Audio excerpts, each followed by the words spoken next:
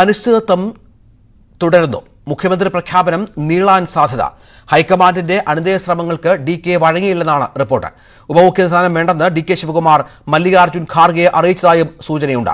എന്നാൽ പുറത്തുവരുന്നതെല്ലാം അഭ്യൂഹങ്ങളാണെന്നും ഇവയോട് പ്രതികരിക്കാനില്ലെന്നും DK മാധ്യമങ്ങളോട് പറഞ്ഞു.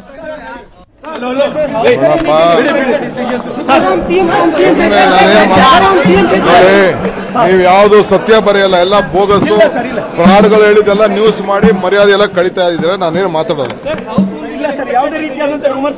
ಎಲ್ಲ ಯಾರ್ಯಾರು ಹೇಳ್ತಾರೆ ಅಂದ್ಬಿಟ್ಟು ಎಲ್ಲ ಗಾಸಿಪ್ ನ್ಯೂಸ್ ತಗೊಂಡು ಎಲ್ಲ ನಿಮ್ಮ ಸಂಸ್ಥೆ ಇಮೇಜ್ನ ಹಾಳು ಮಾಡ್ಕೋತಾ ಇದ್ದೀರಾ. സിദ്ധരാമയ്യയും DK ശിവകുമാറും ഡൽഹിയിൽ തുടരുന്നു. DK ശിവകുമാർ രാഹുൽ ഗാന്ധിയുമായി വീണ്ടും കൂടിക്കാഴ്ച നടത്തിയേക്കും. നേരത്തെ നേതാക്കൾ കോൺഗ്രസ് അധ്യക്ഷൻ മല്ലികാർജുൻ ഖാർഗെയുമായും സോണിയാഗാന്ധിയുമായും സംസാരിച്ചിരുന്നു. കൂടിക്കാഴ്ചയിൽ പാർട്ടിയോടുള്ള കൂറും ത്യാഗവും അംഗീകരിക്കപ്പെടുമെന്ന് സോണിയാഗാന്ധി DK ശിവകുമാറിന് ഉറപ്പ് നൽകിയെന്നാണ് റിപ്പോർട്ട്. ഇതിനിടെ DK ശിവകുമാറിന്റെ സഹോദരൻ DK സുരേഷിന്റെ വസതിയിൽ 12 MLA-മാർ യോഗം ചേർന്നു. MLA-മാരോടും പ്രവർത്തകരോടും ഡൽഹിയിൽ നിന്ന് ബംഗളൂരുവിലേക്ക് മടങ്ങിപ്പോകാൻ പാർട്ടി നേതൃത്വം ആവശ്യപ്പെട്ടിട്ടുണ്ട്. മനു ഭരത് ഏറ്റവും പുതിയ വിവരങ്ങൾ നൽകും. മനു, ഇന്ന് ഏറ്റവും ഒരു 3 മണി വരെയൊക്കെ വളരെ പ്രധാനപ്പെട്ട വിവരമെന്ന് പറയുന്ന സിദ്ധരാമയ്യ മുഖ്യമന്ത്രി സ്ഥാനത്തേക്ക് ആദ്യ ടേം എന്നുള്ളതായിരുന്നു. എങ്ങനെയാണ് കാര്യങ്ങൾ മാറി മറിഞ്ഞത്? അല്ല, അങ്ങനെ ഒരു ഉറപ്പ് അദ്ദേഹത്തിന് കിട്ടിയിരുന്നു. അതിന്റെ ഭാഗമായി അത് അദ്ദേഹത്തെ പിന്താങ്ങുന്ന ആളുകളെ സ്ഥിരമായി അറിയിക്കുകയും ചെയ്തിരുന്നു. അതിനെ തുടർന്നാണ് വീട്ടിന് മുന്നിൽ പാലഭിഷേകവും പടക്കം പൊട്ടിക്കലും ആഘോഷ പരിപാടികളും ഒക്കെ തുടങ്ങിയത്. വാഹനങ്ങളിൽ തിരിച്ചു പോകുന്ന സിദ്ധരാമയ്യയുടെ ആളുകൾക്ക് നേരെ കൈവീശിയും ഒക്കെ താൻ വിജയിച്ചു എന്ന രീതിയിൽ പ്രതികരിക്കുകയും ചെയ്തിരുന്നു. അതിനുശേഷം ഈ വാർത്ത പറഞ്ഞതോടുകൂടിയാണ് DK ഇതിനെതിരെ രൂക്ഷമായി രംഗത്ത് വന്നത്. കോൺഗ്രസ് നേതൃത്വത്തിന്റെ ഒരു നിലപാട് സിദ്ധരാമയ്യയെ മുഖ്യമന്ത്രിയാക്കുകയും ഒപ്പം DKക്ക് ഇത്തരം ഉപമുഖ്യമന്ത്രി സ്ഥാനവും മറ്റ് പ്രധാന വകുപ്പുകളും കൊടുക്കാമെന്നായിരുന്നു. പക്ഷേ അത് ആ അനുനയ ശ്രമത്തിൽ താനില്ല എന്ന് DK വീണ്ടും ഒരു സംശയത്തിന് ഇട നൽകാതെ അർദ്ധസംയുക്തമായി അത് വ്യക്തമാക്കി കഴിഞ്ഞിരിക്കുകയാണ്. അപ്പൊ കോൺഗ്രസിന് മുന്നിൽ ഇനിയുള്ള വഴി രണ്ടുപേരും ഇത് അംഗീകരിക്കുന്നില്ലെങ്കിൽ രണ്ടുപേർക്കും സ്വീകാര്യനായ മൂന്നാമനെ കൊണ്ടുവരിക എന്നതാണ് ഈ കോൺഗ്രസിന് മുന്നിലുള്ള ഇപ്പോഴുള്ള ഏകപ്പം വഴി. അതിനായുള്ള ആലോചനകളും മുറുകുകയാണ്. അത് ആ മൂന്നാമൻ ആരാകുമെന്ന കാര്യത്തിൽ പല പേരുകൾ ഉയരുന്നുണ്ട്. അത് G പരമേശ്വരിയാകാം, അല്ലെങ്കിൽ പാട്ടീലാകാം, അല്ലെങ്കിൽ വേണമെങ്കിൽ AICC അധ്യക്ഷൻ മല്ലികാർജുൻ ഖാർഗെ തന്നെയാകാം. എല്ലാവർക്കും സ്വീകാര്യനായ ഒരു മൂന്നാമതൊരാൾ ആര് എന്ന ചോദ്യവും ഉയരുകയാണ്. അങ്ങനെ കർണാടകയിൽ അനിശ്ചിതത്വം നീളുന്നു. DKയെ ചൊടിപ്പിച്ചൊരു പ്രധാന കാര്യം ഈ DKയെ പൂർണ്ണമായി വിശ്വാസത്തിലെടുക്കാതെ സത്യപ്രതിജ്ഞയ്ക്കൊക്കെയുള്ള നടപടിക്രമങ്ങൾ ഇവിടെ പുരോഗമിച്ചു എന്നതും ഈ ആഘോഷ പരിപാടികൾ നടന്നു എന്നുള്ളതും ഒക്കെ അദ്ദേഹത്തെ ചൊടിപ്പിച്ചിരിക്കുകയാണ്. അതിലാണ് അദ്ദേഹം താൻ എന്തുതന്നെ വന്നാലും മന്ത്രിസഭയിൽ ചേരാനില്ല എന്നൊരു നിലപാട് എടുക്കുകയും ഒക്കെ ചെയ്തത്. അതാണ് പിന്നീട് കോൺഗ്രസ് നേതൃത്വത്തെ വലിയ പ്രതിസന്ധിയിൽ ആക്കിയിരിക്കുന്നത്. ഈ 2 ടേം എന്നുള്ളത് ആദ്യം തന്നെ അദ്ദേഹം എതിർത്തൊരു കാര്യമാണ്. പക്ഷെ കോൺഗ്രസ് നേതൃത്വം അങ്ങനെ ഒരു ഫോർമുല മുന്നോട്ട് വെച്ച് അദ്ദേഹത്തെ അനുനയിപ്പിക്കാം എന്നൊരു നിലപാടിലായിരുന്നു. ആ ഫോർമുല അംഗീകരിക്കണം എന്ന നിലപാടിലായിരുന്നു. അത് സമ്മർദ്ദത്തിന്റെ ഫലമായി DK അംഗീകരിക്കും എന്നാണ് കോൺഗ്രസ് നേതൃത്വം കരുതിയത്. ഏതായാലും പക്ഷെ അതിന്റെ വഴി അടഞ്ഞിരിക്കുന്നു. അങ്ങനെ ഒരു ഫോർമുല അംഗീകരിക്കില്ല എന്ന് അദ്ദേഹം വീണ്ടും അർത്ഥശങ്കയ്ക്കിടയില്ലാതെ വ്യക്തമാക്കി. DKയുടെ സമ്മർദ്ദം അത് ഹൈക്കമാൻഡിനെ വല്ലാതെ അലോസരപ്പെടുത്തുന്നുണ്ട്. പാർട്ടി അമ്മയാണ് തുടർച്ചയായി പറഞ്ഞുകൊണ്ടിരുന്ന നേതാവ് ഇപ്പോൾ ഏറ്റവും ഒടുവിൽ ഇങ്ങനെ ഘടകം തിരിയുന്നത് ഏത് തരത്തിലാണ് ഹൈക്കമാൻഡ് കാണുന്നത്? അതൃപ്തി അത് ഹൈക്കമാൻഡിന്റെ മനസ്സിൽ സ്വാഭാവികമായി ഉണ്ടാകുമല്ലോ. അല്ല, DKയെ സംബന്ധിച്ചിടത്തോളം ഇതുപോലൊരു അവസരം അദ്ദേഹത്തിന് ഇനി കിട്ടാനില്ല. കാരണം അദ്ദേഹത്തിന് വലിയൊരു ക്ലൗട്ട് ഉണ്ട്. മാത്രമല്ല അദ്ദേഹം ഈ തെരഞ്ഞെടുപ്പിന്റെ വിജയശില്പി എന്നതിൽ പ്രധാനി അദ്ദേഹമാണ് എന്ന് ഒരു വലിയ വിഭാഗമെങ്കിലും കർണാടകയിൽ അംഗീകരിക്കുന്ന ഒരു സാഹചര്യമാണ്. രണ്ടാമത്തെ കാര്യം, ഇനി പാർലമെന്റ് തെരഞ്ഞെടുപ്പ് വരാനിരിക്കുകയാണ്. അതുകൊണ്ട് അദ്ദേഹത്തെ മാറ്റി നിർത്തിക്കൊണ്ട് കോൺഗ്രസിന് ഈ ഘട്ടത്തിൽ പ്രവർത്തിക്കാനാകില്ല എന്ന് അദ്ദേഹത്തിന് വളരെ കൃത്യമായി അറിയാം. ഈ സാഹചര്യം മുതലെടുക്കുക എന്നതാണ് രാഷ്ട്രീയപരമായി DK ചെയ്യുന്നത് എന്നാണ് അദ്ദേഹവുമായി ബന്ധപ്പെട്ട കേന്ദ്രങ്ങളിൽ നമുക്ക് മനസ്സിലാകുന്നത്. അപ്പൊ ഇതുപോലൊരു സാഹചര്യം പിന്നീട് ഉണ്ടായിക്കൊള്ളണമെന്നില്ല. കർണാടക നമുക്കറിയാം, കഴിഞ്ഞ 3 പതിറ്റാണ്ടുകൾക്ക് അപ്പുറത്ത് ഈ സർക്കാരുകൾ മാറി മാറി വരുന്ന ഒരു സംസ്ഥാനമാണ്. അപ്പൊ കോൺഗ്രസ് സർക്കാർ അടുത്ത തവണ അധികാരത്തിൽ വന്നുകൊള്ളണം എന്ന് ഉറപ്പൊന്നുമില്ല. പിന്നെ അതിനടുത്ത തവണ വരുമ്പോഴേക്കും രാഷ്ട്രീയ സാഹചര്യം എന്തായിരിക്കും എന്നൊക്കെ ഊഹിക്കാവുന്നതേ ഉള്ളൂ. അപ്പൊ അതൊക്കെ മുന്നിൽ കണ്ടുകൊണ്ട് ഇപ്പോഴിത് വിട്ടുകൊടുത്താൽ പിന്നീട് ഒരിക്കലും ഇതിനൊരു പക്ഷെ അവസരം കിട്ടിയേക്കില്ല എന്ന് അദ്ദേഹത്തിന് കൃത്യമായി അറിയാം. അതുകൊണ്ടാണ് സിദ്ധരാമയ്യ ഇതിനു മുമ്പ് മുഖ്യമന്ത്രിയും പ്രതിപക്ഷ നേതാവും ഒക്കെ ആയിരുന്ന ആളാണ്. അതുകൊണ്ട് ഇനി അവസരം തനിക്ക് വേണം എന്ന് DK തറപ്പിച്ച് പറയുന്നത്. ഇത് അദ്ദേഹത്തെ സംബന്ധിച്ചിടത്തോളം കൃത്യമായ ഒരു അവസരമാണ്. ഈ അവസരം പ്രയോജനപ്പെടുത്തിയില്ലെങ്കിൽ അദ്ദേഹം പരാജയപ്പെട്ടു പോകും എന്ന് അദ്ദേഹത്തിന് അറിയാം. കാരണം അദ്ദേഹവും ഈ കേസുകളിൽ പ്രതിയായും അദ്ദേഹം ഈ തെരഞ്ഞെടുപ്പിന് വേണ്ടി വലിയ ത്യാഗങ്ങൾ സഹിച്ചും ഒക്കെ നടത്തിയ ആ മുഴുവൻ രാഷ്ട്രീയ പ്രവർത്തനവും അത് റദ്ദാക്കുന്ന തരത്തിലേക്ക് ഇപ്പോൾ വിട്ടുവീഴ്ച നടത്തിയാൽ കാര്യങ്ങൾ കൈവിട്ടു പോകും എന്ന് അദ്ദേഹം. അപ്പോഴും സിദ്ധരാമയ്യ ആണല്ലോ ഹൈക്കമാൻഡിന്റെയും ഒപ്പം ഖാർഗെയുടെയും സോണിയാഗാന്ധിയുടെയും രാഹുൽ ഗാന്ധിയുടെയും ഒക്കെ മനസ്സിൽ അങ്ങനെയായിരുന്നു നേരത്തെയുള്ള ധാരണ എന്നും കോൺഗ്രസ് നേതാക്കൾ പറയുന്നുണ്ട്. അപ്പോൾ DK നേരത്തെ തന്നെ രണ്ടും കൽപ്പിച്ചായിരുന്നു, അതിനനുസരിച്ചുള്ള നീക്കം നടത്തിയെന്നായിരുന്നു. ഈ ടേം വ്യവസ്ഥ എന്നുള്ളത് പൂർണ്ണമായും അംഗീകരിക്കാതെ ഉപമുഖ്യ സ്ഥാനം വേണ്ട എന്നൊക്കെ പറയുന്നത് DK വളരെ കൃത്യമായി തന്നെ തന്റെ മുഖ്യമന്ത്രി സ്ഥാനം ഉറപ്പിക്കാൻ തന്നെയാണ്. അങ്ങനെ കരുതണോ അല്ലേ? അതെ, കാരണം ഈ ടേം വ്യവസ്ഥ എല്ലാവർക്കും അറിയാം, അത് നടപ്പിലാക്കാൻ പോകുന്ന ഒരു കാര്യമല്ല. പ്രത്യേകിച്ച് കോൺഗ്രസ് എത്ര തന്നെ നേതൃത്വം ഉറപ്പു കൊടുത്താലും ഇത് 2.5 വർഷം കഴിയുമ്പോൾ ഞങ്ങൾ ഇത് ബലം പ്രയോഗിച്ച് നടപ്പിലാക്കുമെന്നൊക്കെ കോൺഗ്രസ് നേതൃത്വം പറഞ്ഞാലും നിലവിൽ ആ സമയത്ത് മുഖ്യമന്ത്രി രാജിവെച്ചില്ലെങ്കിൽ അതൊന്നും നടപ്പിലാക്കാൻ പോകുന്ന കാര്യമല്ല. അതൊക്കെ DKക്ക് മറ്റാരെക്കാളും നന്നായി അറിയാം, കോൺഗ്രസിന്റെ നേതൃത്വവും രീതികളുമൊക്കെ. പിന്നെ ഇതിൽ DKക്ക് ഒരു പാളിച്ച പറ്റിയത് എന്താണെന്ന് വെച്ചാൽ സ്വാഭാവികമായും സ്ഥാനാർത്ഥി നിർണയ ഘട്ടത്തിൽ അദ്ദേഹം കുറെ കൂടി ശ്രദ്ധിക്കണമായിരുന്നു. കാരണം DK ഈ തെരഞ്ഞെടുപ്പ് ജയിക്കുക എന്നുള്ള തന്ത്രം മാത്രമേ ആവിഷ്കരിച്ചുള്ളൂ. സിദ്ധരാമയ്യ തെരഞ്ഞെടുപ്പ് കഴിഞ്ഞാൽ എന്ത് സംഭവിക്കുമെന്നതിനെ കൂടിയുള്ള തന്ത്രങ്ങൾ അദ്ദേഹം നേരത്തെ ആവിഷ്കരിച്ചിട്ടുണ്ട്. അപ്പൊ അത് ജയിച്ചു വന്നതിൽ ഭൂരിപക്ഷം MLA-മാരും അദ്ദേഹത്തിന്റെ ആളുകളാണ്. അതിപ്പോ ജോർജ് ആയാലും അല്ലെങ്കിൽ MP പാട്ടീലായാലും അതുപോലെ മറ്റു സമുദായങ്ങൾ പ്രത്യേകിച്ച് ന്യൂനപക്ഷങ്ങളിൽ നിന്നുള്ള ജയിച്ചിട്ടുള്ള ആളുകളായാലും അതൊക്കെ സിദ്ധരാമയ്യയുടെ ആളുകളാണ്. അപ്പൊ അങ്ങനെ അത്രയും വലിയൊരു MLA-മാരുടെ പിന്തുണ അദ്ദേഹം ആദ്യഘട്ടത്തിൽ തന്നെ ജയിക്കുന്നതിന് മുമ്പ് തന്നെ സ്ഥാനാർത്ഥിത്വത്തിൽ തന്നെ ഉറപ്പാക്കിയിരുന്നു. അത് കോൺഗ്രസ് അധ്യക്ഷൻ ആ ഘട്ടത്തിൽ ചെയ്തില്ല. ഇപ്പോൾ അതുകൊണ്ട് അദ്ദേഹത്തിന് അറിയാം ഈ കണക്കെടുപ്പ് നടക്കിയാൽ തനിക്ക് പിന്തുണ ഉണ്ടാകില്ല. സാങ്കേതികമായി വരികയാണെങ്കിൽ സഭാതലത്തിൽ മെജോറിറ്റി തെളിയിക്കുന്ന ആളാണ് നേതാവ്. അപ്പോ സ്വാഭാവികമായി അങ്ങനെ ഒരു കണക്കെടുപ്പ് വന്നാൽ ഉണ്ടാകില്ല. അതുകൊണ്ടാണ് തന്റെ നമ്പറിനെ കുറിച്ച് DK പറയാതെ താൻ കോൺഗ്രസ് അധ്യക്ഷനാണ്, കോൺഗ്രസിന് 335 സീറ്റുണ്ട് എന്ന തരത്തിലേക്ക് വരുന്നത്. അപ്പൊ ഇത് ഈ പിഴവ് അദ്ദേഹത്തിന് സംഭവിച്ച സ്ഥാനാർത്ഥി നിർണയ ഘട്ടത്തിൽ അദ്ദേഹം കുറെ കൂടെ കോൺഗ്രസ് അധ്യക്ഷൻ എന്ന നിലയിൽ ശ്രദ്ധിക്കണമായിരുന്നു. അദ്ദേഹത്തെ കൂടുതൽ പിന്താങ്ങുന്ന ആളുകൾക്ക് സീറ്റ് വാങ്ങിച്ചു കൊടുക്കുന്നതിന് വേണ്ടിയുള്ള പ്രവർത്തനങ്ങൾ അന്ന് നടത്തണമായിരുന്നു. അതിൽ അദ്ദേഹത്തിന് വേണ്ടത്ര വിജയം കാണാൻ കഴിഞ്ഞിട്ടില്ല. മാത്രമല്ല അങ്ങനെ അതൊന്നും എളുപ്പമല്ല. പെട്ടെന്ന് സിറ്റിംഗ് MLA-മാര് അല്ലെങ്കിൽ നിരന്തരം ഒരു മണ്ഡലത്തിൽ ജയിച്ചിരിക്കുന്ന ആളെയൊക്കെ മാറ്റി സ്വന്തം ആളുകളെ പ്രതിഷ്ഠിക്കാമെന്നൊന്നും അത് എളുപ്പമല്ല. പക്ഷെ അദ്ദേഹം തെരഞ്ഞെടുപ്പിന്റെ വിജയത്തിൽ മാത്രം ശ്രദ്ധിച്ചപ്പോൾ സിദ്ധരാമയ്യ ഈ തെരഞ്ഞെടുപ്പിന് അപ്പുറത്തേക്കുള്ള കാര്യങ്ങൾ അതായത് രാഷ്ട്രീയ പരിചയത്തിന്റെയും പക്വതയുടെയും ഒക്കെ വളരെ കൃത്യമായ ഉദാഹരണമായി അദ്ദേഹം മാറി എന്നതാണ് നമുക്ക് മനസ്സിലാകുന്നത്. അപ്പൊ DKക്ക് മുന്നിൽ ഈ വേറൊന്നുമില്ല. ഈ സമ്മർദ്ദതന്ത്രം പ്രയോഗിച്ച് മുഖ്യമന്ത്രിയാകുക എന്നതല്ലാതെ അദ്ദേഹത്തിന് മുന്നിൽ മറ്റൊരു വഴിയുമില്ല. അദ്ദേഹം ഉപമുഖ്യമന്ത്രി എന്നൊക്കെ സമ്മതിച്ചു കൊടുത്താൽ അതൊന്നും ഒരു കോൺസ്റ്റിറ്റ്യൂഷണൽ പൊസിഷനൊന്നും അല്ല. ഉപമുഖ്യമന്ത്രി എന്നത് അവർ തമ്മിലൊക്കെ അങ്ങോട്ടും ഇങ്ങോട്ടും പറയാമെന്നല്ലാതെ ഉപമുഖ്യമന്ത്രി എന്നത് ഒരു പദവിയുണ്ടോ?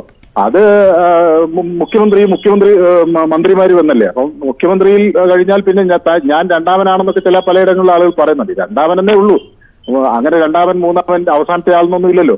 അപ്പൊ സ്വാഭാവികമായും അതൊന്നും കൊണ്ട് അതൊക്കെ വ്യക്തിപരമായി അങ്ങോട്ടും ഇങ്ങോട്ടും പറയാമെന്നല്ലാതെ കാര്യമില്ല. പിന്നെ എന്തെങ്കിലും പ്രധാനപ്പെട്ട വകുപ്പുകൾ കിട്ടുക എന്നുള്ളതാണ്. പ്രധാനപ്പെട്ട വകുപ്പുകൾ എന്ന് പറയുമ്പോൾ വലിയ പണം ഒഴുകുന്ന വകുപ്പുകളോ അങ്ങനെയൊക്കെയാണ് പലതും ആളുകൾ ചോദിച്ചു വാങ്ങിക്കാറ്. അപ്പൊ അതൊന്നും കൊണ്ടൊന്നും ഈ പ്രശ്ന പരിഹാരമാകില്ല. അദ്ദേഹം ഈ പണമൊക്കെ ചെലവാക്കിയ ആളാണ് കോൺഗ്രസിന് വിജയിക്കാൻ വേണ്ടി. പിന്നെ പണം ഉണ്ടാക്കുന്നതിലേക്ക് അപ്പുറത്തേക്ക് അദ്ദേഹം കോൺഗ്രസിന്റെ ഒരു സൂപ്പർമാൻ എന്ന നിലയിൽ ഉയരാനാണ് പദ്ധതിയിടുന്നത്. അപ്പൊ അതിന്റെ പരമാധികാരം തന്നിലേക്ക് എന്ന നിലപാടാണ് അദ്ദേഹത്തിനുള്ളത്. അപ്പൊ അതിനുവേണ്ടിയാണ് അദ്ദേഹം പ്രയത്നിച്ചത്. നേതാക്കൾ ഇപ്പോൾ ഡൽഹിയിൽ തുടരുകയാണല്ലോ അല്ലേ മനു? സിദ്ധരാമയ്യയും DKയും ഇന്ന് തിരിച്ചു വരുമെന്ന് പറഞ്ഞിരുന്നു. ഇപ്പോൾ ഏറ്റവും ഒടുവിൽ അറിയുന്ന വിവരം DK പിന്തുണയ്ക്കുന്ന MLA-മാർ അടക്കം യോഗം ചേരുന്നു എന്നാണ്.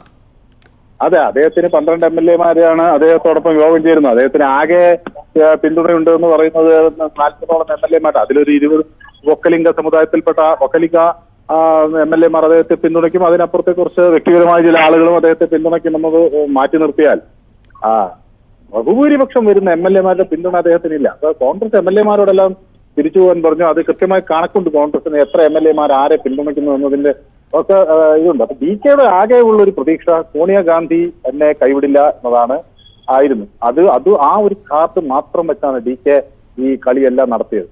അപ്പൊ ഇനി അദ്ദേഹത്തിന് കോൺഗ്രസിനെ സംബന്ധിച്ചിടത്തോളം കോൺഗ്രസ് നേരത്തെ പറയുന്നത് പോലെ ഈ ഡൽഹിയിൽ നിന്നൊരു മുഖ്യമന്ത്രിയെ ഒരു സംസ്ഥാനത്തേക്ക് കെട്ടിയിറക്കാനാകില്ല. അത് ആ കോൺഗ്രസിന്റെ ഒരു നടപടിക്രമങ്ങളും രീതികളും അനുസരിച്ച് മാത്രമേ മുന്നോട്ട് പോകാനാകൂ. അപ്പൊ അങ്ങനെ നടപടിക്രമങ്ങളും രീതികളും എന്നത് ആ MLA-മാരുടെ കരുത്ത് കൂടുതൽ ആർക്കുണ്ട് എന്നുള്ളതാണ്. അപ്പം ഡൽഹിയിൽ നിന്ന് ഒരു മുഖ്യമന്ത്രിയെ പെട്ടെന്ന് കെട്ടിയിറക്കിയാൽ അത് സ്വീകാര്യമാകില്ല എന്നത് കോൺഗ്രസിനും അറിയാം. അപ്പൊ ആ ഒരു പ്രതിസന്ധിയിലാണ് കോൺഗ്രസ് നിൽക്കുന്നത്. പക്ഷെ DK ഹൈക്കമാൻഡ് മുൻകൈയെടുത്ത് തന്നെ ഇത് ഏൽപ്പിക്കണം, ഈ ചുമതല ഏൽപ്പിക്കണം. ഈ കോൺഗ്രസിന്റെ നേതാവ് താനാണ്, തന്റെ നേതൃത്വത്തിലാണ് ഈ പാർട്ടി ജയിച്ചത്. ഈ MLA-മാരെ പിന്തുണയ്ക്കുന്നതല്ല, അവരുടെ എല്ലാ നേതാവ് കോൺഗ്രസ് അധ്യക്ഷനാണ്. എന്ന നിലപാട് അദ്ദേഹം സ്വീകരിക്കുന്നു. അപ്പൊ ഇത് വലിയ സമ്മർദ്ദം വീണ്ടും അദ്ദേഹം മുറുക്കുകയാണ്. സമ്മർദ്ദം വർദ്ധിക്കുന്നതോടുകൂടി കോൺഗ്രസിന് മറ്റൊരു പോംവഴി ഇല്ലാതാകും. ഏതായാലും അദ്ദേഹം ഒരു കാര്യം വ്യക്തമാക്കിയിട്ടുണ്ട്, കോൺഗ്രസിനെ പുറകിൽ നിന്ന് കിട്ടുകയോ മറ്റെന്തെങ്കിലും തരത്തിൽ നീക്കങ്ങൾ നടത്തുകയോ ചെയ്യില്ല. പക്ഷേ അവിടെ നമ്മൾ കാണേണ്ടത്, നേരത്തെ കോൺഗ്രസ് വിട്ട MLA-മാർ ഇപ്പോൾ ആ കാര്യങ്ങൾ ഓരോന്നായി പുറത്തേക്ക് വിടാൻ വിട്ടു തുടങ്ങി. നേരത്തെ സിദ്ധരാമയ്യയുമായുള്ള അഭിപ്രായ വ്യത്യാസങ്ങൾ തുടർന്ന് തങ്ങൾക്ക് പാർട്ടി വിട്ട് BJP-യിലേക്ക് പോകേണ്ടി വന്നതാണ് എന്ന് കോൺഗ്രസ് MLA-മാർ ട്വീറ്റ് ചെയ്തു തുടങ്ങി. അപ്പൊ സ്വാഭാവികമായും അദ്ദേഹത്തെ അങ്ങോട്ട് അട്രാക്ട് ചെയ്യാനുള്ള വല അപ്പുറത്ത് വിരിച്ചു കഴിയുന്നുണ്ട്. പക്ഷെ അദ്ദേഹം പോകില്ല എന്ന് പറയുന്നുണ്ട്, പുറകിൽ നിന്ന് കുത്തില്ല എന്ന് പറയുന്നുണ്ട്, തെറ്റമ്മയാണെന്ന് പറയുന്നുണ്ട്. പക്ഷേ കർണാടകമാണ് ഇടം. നമ്മളൊക്കെ നേരത്തെ ഫ്ലഗ് കൊടുക്കുന്നത് പോലെ കർണാടകത്തിന്റെ ഒരു വലിയ കേന്ദ്രമാണ്. ഇവിടെ ഒരുപക്ഷെ കേരളത്തിലുള്ളതിനേക്കാൾ പോലെ ആയിരിക്കില്ല രാഷ്ട്രീയ സാഹചര്യം. എന്തും മാറി മറിയാം, എങ്ങനെയും എന്തും സംഭവിക്കാം. അപ്പോ അതാണ് വലിയ പ്രതിസന്ധിയിലേക്ക്. മനു ഭാരതാണ് വിവരങ്ങൾ പങ്കുവെക്കുന്നത്. ഏതായാലും കർണാടകയിൽ ഇപ്പോഴും കർണാടകം അവസാനിക്കുന്നില്ല. DK ശിവകുമാർ നിലപാട് കർശനമാക്കുന്നു. ഹൈക്കമാൻഡ് ആകട്ടെ ആകപ്പാടെ ആശയക്കുഴപ്പത്തിലും. ഇടവേള. കേരള സർവകലാശാല യൂണിയൻ തെരഞ്ഞെടുപ്പിലെ SFIയുടെ ആൾമാറാട്ടത്തിൽ കാട്ടാക്കട ക്രിസ്ത്യൻ കോളേജിലെ പ്രിൻസിപ്പലിനെ വിളിച്ചു വരുത്തി. കേരള സർവകലാശാല വൈസ് ചാൻസലറാണ് പ്രിൻസിപ്പലിനെ വിളിച്ചു വരുത്തിയത്. മുഴുവൻ രേഖകളുമായി ഹാജരാകാനായിരുന്നു നിർദ്ദേശം. സംഭവത്തിൽ സർവകലാശാല അന്വേഷണം തുടങ്ങി. കൂടുതൽ രേഖകൾ പ്രിൻസിപ്പൽ ഹാജരാക്കിയ പശ്ചാത്തലത്തിൽ വിശദമായ പരിശോധന ഉണ്ടാകും. അതിനുശേഷം പ്രിൻസിപ്പലിനെതിരെ നടപടി ഉണ്ടാകാനാണ് സാധ്യത. 20-ന് സിൻഡിക്കേറ്റ് യോഗം ചേരും. സർവകലാശാല യൂണിയൻ തെരഞ്ഞെടുപ്പ് നടത്തുന്നത് അടക്കമുള്ള കാര്യങ്ങളിൽ അതിനുശേഷമായിരിക്കും തീരുമാനം ഉണ്ടാവുക. കാട്ടാക്കട ക്രിസ്ത്യൻ കോളേജിൽ നിന്ന് ജയിച്ചയാളെ വെട്ടി SFI ഏരിയ സെക്രട്ടറിയെ തിരികെ കയറ്റാനുള്ള ശ്രമമാണ് നടന്നത്. യൂണിവേഴ്സിറ്റി യൂണിയൻ തെരഞ്ഞെടുപ്പിന് പ്രിൻസിപ്പൽ നൽകിയ പട്ടികയിലാണ് ക്രമക്കേട്. SFI നേതൃത്വത്തിന്റെ അറിവോടെയല്ല ക്രമക്കേടെന്നാണ് ജില്ലാ നേതൃത്വത്തിന്റെ വിശദീകരണം. ആൾമാറാട്ടം നടന്നിട്ടില്ലെന്ന് വിശദീകരിച്ച് കോളേജ് അധികൃതരും രംഗത്തെത്തി. 2022-23 കോളേജ് തെരഞ്ഞെടുപ്പിൽ കാട്ടാക്കട ക്രിസ്ത്യൻ കോളേജിൽ UUC-ആയി ജയിച്ചത് SFI പാനലിലെ അനഘയാണ്.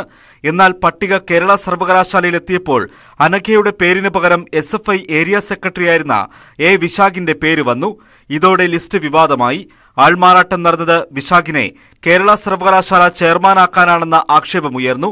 തൊട്ടുപിന്നാലെ വിശദീകരണവുമായി കോളേജ് അധികൃതർ. ഒരു വിദ്യാർത്ഥിയുടെ പേരിൽ വന്ന സാങ്കേതിക തടസ്സം മനസ്സിലാക്കിയിട്ട് ഈ വിദ്യാർത്ഥിയെ യൂണിവേഴ്സിറ്റി പബ്ലിഷ് ചെയ്ത ലിസ്റ്റിൽ നിന്നും മാറ്റണമെന്നാവശ്യപ്പെട്ട് ബഹുമാനമുള്ള യൂണിവേഴ്സിറ്റി രജിസ്ട്രാർക്ക് രേഖാമൂലം ഞാൻ അറിയിക്കുകയുണ്ടായി. സംഭവത്തിൽ SFIക്ക് പങ്കില്ലെന്ന് ജില്ലാ നേതൃത്വം വിശദീകരിക്കുന്നു. SFIയുടെ യൂണിവേഴ്സിറ്റി യൂണിയൻ ചെയർമാൻ സ്ഥാനാർത്ഥിയായി വിശാഖിനെ തീരുമാനിച്ചിട്ടില്ലെന്നും ഏരിയ സെക്രട്ടറി സ്ഥാനത്ത് നിന്ന് വിശാഖിനെ മാറ്റിയെന്നുമാണ് SFI വിശദീകരണം.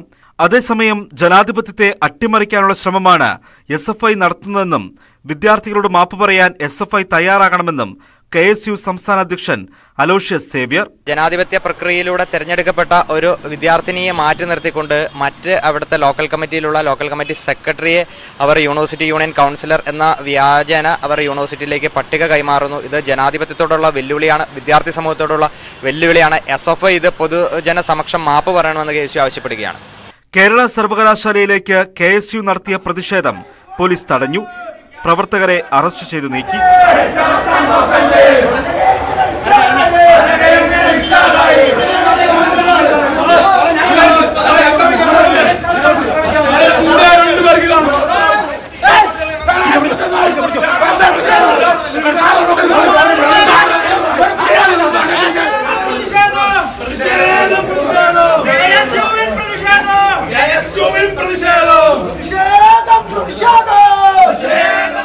ന്യൂസ് 18 തിരുവനന്തപുരം. കാട്ടാക്കട ക്രിസ്ത്യൻ കോളേജിലെ SFI ആൾമാറാട്ടത്തിൽ CPM-ലും വിവാദം. പാർട്ടി സംസ്ഥാന ജില്ലാ നേതൃത്വങ്ങൾക്ക് ലഭിച്ച പരാതിയുടെ അടിസ്ഥാനത്തിൽ അന്വേഷണം തുടങ്ങി. പരാതിക്കാരിയായ അനഘയുടെ മൊഴിയെടുത്തു. SFI നേതൃത്വത്തിനെതിരെ പെൺകുട്ടി മൊഴി നൽകിയതായാണ് സൂചന. കാട്ടാക്കട ക്രിസ്ത്യൻ കോളേജിലെ തെരഞ്ഞെടുപ്പ് ആൾമാറാട്ടം വിവാദമാകുന്നതിന് മുൻപ് തന്നെ സിപിഎം വിഷയം അറിഞ്ഞിരുന്നു. പാർട്ടിയുടെ സംസ്ഥാന ജില്ലാ നേതൃത്വങ്ങൾക്ക് ലഭിച്ച പരാതിയുടെ അടിസ്ഥാനത്തിൽ അന്വേഷണ കമ്മീഷനെയും നിയോഗിച്ചു. കോവളം ഏരിയ സെക്രട്ടറി PS ഹരികുമാറിനാണ് അന്വേഷണ ചുമതല. പരാതിയുടെ അടിസ്ഥാനത്തിൽ പെൺകുട്ടിയുടെ മൊഴിയെടുത്തു. SFI നേതൃത്വത്തിനെതിരെ അനഘ മൊഴി നൽകിയെന്നാണ് വിവരം. SFI ജില്ലാ സംസ്ഥാന നേതൃത്വത്തിന്റെ അറിവോടെയാണ് വിശാഖിനെ ലിസ്റ്റിൽ തിരികെ കയറ്റിയതെന്നും ആരോപണമുണ്ട്. എന്നാൽ വിവാദത്തിന് പിന്നാലെ വിശാഖിനെ തെരഞ്ഞെടുക്കപ്പെട്ട സ്ഥാനങ്ങളിൽ നിന്ന് പുറത്താക്കി തലയൂരാനാണ് SFIയുടെ ശ്രമം. SFIയെ ചുറ്റിപ്പറ്റിയാണ് വിവാദങ്ങളെങ്കിലും CPM ജില്ലാ കമ്മിറ്റി അംഗമായ ഒരു MLAക്കെതിരെയും ആരോപണം ഉയരുന്നുണ്ട്. വിശാഖിനെ തിരികെ കയറ്റാൻ പ്രിൻസിപ്പലിനോട് നിർദ്ദേശിച്ചത് MLA ആണെന്നാണ് സൂചന. ന്യൂസ് 18 തിരുവനന്തപുരം. പൊന്നമ്പലമേട്ടിൽ അതിക്രമിച്ചു കടന്ന് പൂജ നടത്തിയ സംഭവത്തിൽ അറസ്റ്റ് ചെയ്ത പ്രതികളെ റിമാൻഡ് ചെയ്തു. കേരള വനവികസന കോർപ്പറേഷൻ ജീവനക്കാരായ രാജേന്ദ്രൻ, സാബു എന്നിവരെയാണ് കോടതിയിൽ ഹാജരാക്കി റിമാൻഡ് ചെയ്തത്. കേസിൽ 8 പ്രതികളുണ്ട്. പൂജ നടത്തിയ നാരായണസ്വാമി ഉൾപ്പെടെയുള്ള മറ്റ് പ്രതികൾക്കായി വനംവകുപ്പ് അന്വേഷണം ഊർജിതമാക്കി. പൊന്നമ്പലമേട്ടിൽ അതിക്രമിച്ചു കയറി പൂജ ചെയ്ത സംഭവത്തിൽ അറസ്റ്റിലായ കേരള വനവികസന കോർപ്പറേഷൻ ജീവനക്കാരായ രാജേന്ദ്രൻ, സാബു എന്നിവരെയാണ് റാന്നി കോടതിയിൽ ഹാജരാക്കി റിമാൻഡ് ചെയ്തത്. പ്രതികളെ വനംവകുപ്പ് ഉദ്യോഗസ്ഥർ റാന്നിയിലെ വനംവകുപ്പിന്റെ ഓഫീസിലെത്തിച്ച് ചോദ്യം ചെയ്ത ശേഷമാണ് കോടതിയിൽ ഹാജരാക്കിയത്. ഇന്നലെയാണ് പ്രതികളെ വനംവകുപ്പ് ഉദ്യോഗസ്ഥർ കസ്റ്റഡിയിലെടുത്തത്. കേസിൽ 8 പ്രതികളാണുള്ളത്. പൂജ നടത്തിയ നാരായണസ്വാമി ഉൾപ്പെടെയുള്ള മറ്റു പ്രതികൾക്കായി വനംവകുപ്പ് അന്വേഷണം ഊർജിതമാക്കി. ഇപ്പോൾ 2 പേരെയാണ് കസ്റ്റഡിയിൽ എത്തിയിരിക്കുന്നത്. ഇനി 6 പ്രതികളുണ്ടാകുമെന്ന് ഇവരെ മുഴുവൻ മനസ്സിലാക്കിയത്. അന്വേഷണം ശക്തമായിട്ട് വ്യാപിച്ചിട്ടുണ്ട്. ഉടനെ തന്നെ മറ്റുള്ളവരെ അറസ്റ്റ് ഉണ്ടാകും. പ്രതികൾക്കെതിരെ വനം വന്യജീവി സംരക്ഷണ നിയമപ്രകാരം ജാമ്യമില്ലാ വകുപ്പ് ചുമത്തിയാണ് കേസെടുത്തിട്ടുള്ളത്. 3 വർഷം വരെ തടവ് ലഭിക്കാവുന്ന കുറ്റമാണ് ചുമത്തിയിട്ടുള്ളത്. സംഭവത്തിൽ വനംവകുപ്പിന് പിന്നാലെ മൂഴിയാർ പോലീസും കേസെടുത്തു. മതവിശ്വാസത്തെ അവഹേളിച്ചതിനാണ് പോലീസ് കേസെടുത്തിട്ടുള്ളത്. ഈ മാസം 8-നാണ് നാരായണസ്വാമിയുടെ നേതൃത്വത്തിലുള്ള 8-അംഗ സംഘം പൊന്നമ്പലമേട്ടിൽ പൂജയ്ക്കായി എത്തിയത്. KFDC ജീവനക്കാരായ രാജേന്ദ്രൻ, സാബു എന്നിവരാണ് സംഘത്തെ പൊന്നമ്പലമേട്ടിൽ എത്തിക്കാൻ സഹായിച്ചത്. ഇവർക്ക് പണം നൽകിയതായും അന്വേഷണത്തിൽ കണ്ടെത്തി.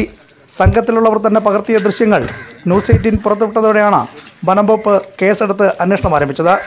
മുമ്പ് ശബരിമലയിൽ കീഴ്ശാന്തിക്കാരുടെ സഹായിയായിരുന്ന പ്രതി നാരായണസ്വാമിക്കെതിരെ ചില തട്ടിപ്പാരോപണങ്ങളും ഉയർന്നിട്ടുണ്ട്. ന്യൂസ് 18 പത്തനംതിട്ട. ഡൽഹിയിൽ നിന്ന് സിഡ്നിയിലേക്കുള്ള എയർ ഇന്ത്യ വിമാനം യാത്രാമധ്യേ ആകാശ ചുഴിയിൽപ്പെട്ട ആടിയുലഞ്ഞു. ഇന്നലെയാണ് സംഭവം. 3 യാത്രക്കാർക്ക് പരിക്കേറ്റു. എന്നാൽ പരിക്കുകൾ സാരമുള്ളതല്ല. പരിക്കേറ്റ യാത്രക്കാർക്ക് ഡോക്ടർമാരും നഴ്സുമാരും പ്രാഥമിക ചികിത്സ നൽകി. തുടർന്ന് സിഡ്നി വിമാനത്താവളത്തിൽ വിമാനമെത്തിയ ശേഷവും പരിശോധന നടത്തി.